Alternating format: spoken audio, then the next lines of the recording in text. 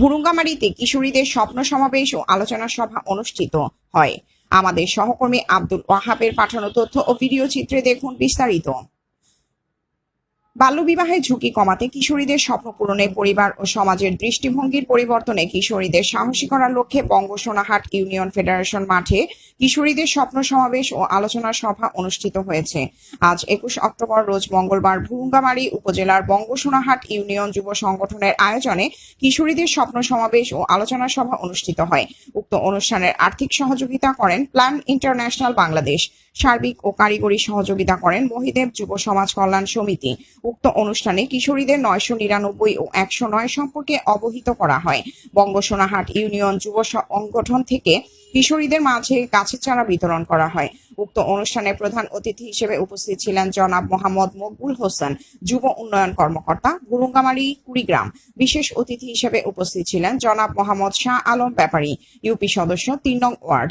আরও উপস্থিত ছিলেন জনাব মোহাম্মদ জাকির হোসেন, সহকারী প্রধান শিক্ষক, সোনাহাট দ্বিমুখী উচ্চ বিদ্যালয়।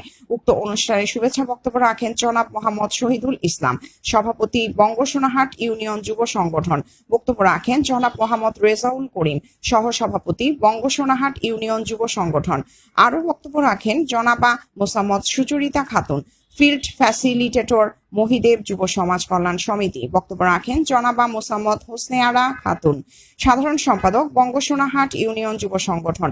বক্তব্য রাখেন জনাব মোহাম্মদ রিপন মিয়া, ক্যাশিয়ার, বঙ্গসোনাহাট ইউনিয়ন যুব সংগঠন।